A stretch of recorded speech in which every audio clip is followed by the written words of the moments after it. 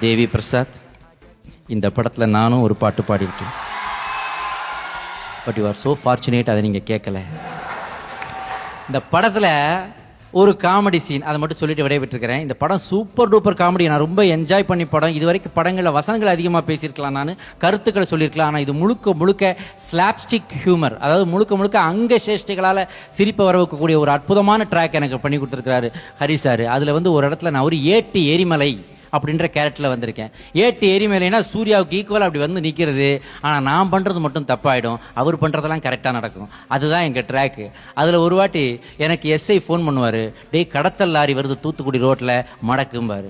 உடனே ஏட்டு எரிமலை வந்து உடனே டென்ஷன் ஆன உடனே எரிமலை எப்படி போருக்கும்னு சாங் வரும். உடனே நேராக போய் நிற்பேன். அதே மாதிரி அவர் சொன்ன லாரி வரும், நிறுத்தி ஃபுல்லாக சோதனையெல்லாம் போடுவேன். லாரியில் எதுவுமே கடத்தல் பொருள் இருக்காது. பார்த்தா அந்த லாரியை ஓட்டுறவர் ஒரு பஞ்சாப் சிங். அவர் இறங்கி வந்து கியாகே அப்படின்னு அவர் ஃபீல் பண்ணுவார். சாரி சிங், பஞ்சாப் சிங், கடினமான உழைப்புக்கு பேர் போன உன்னை போய் நான் சந்தேகப்பட்டுட்டு எஸ்ஐ சொன்னார்னு மன்னிச்சுன்னு சொல்லிட்டு அவரோட ஒரு பாட்டு பாடி அவரை அனுப்பிச்சு வைப்பேன். அந்த பாட்டு அப்புறம் பாடுறேன்.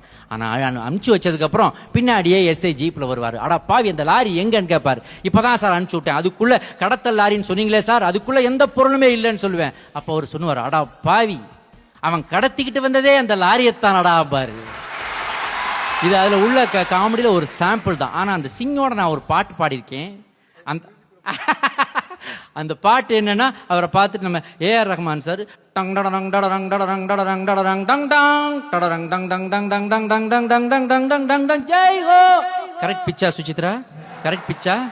பிச்சை எடுத்துருவாங்க, இல்லாட்டி எடிட் பண்ணிடுவாங்கம்மா. டங் டடரங் டடரங் டடரங் டடரங் டடரங் டங் டங். இவருக்கு மட்டும் கை தட்டுவீங்க, எனக்கு பண்ண மாட்டீங்களா? அப்படி இல்லை, ரிதம் ரிதம் டைமிங்.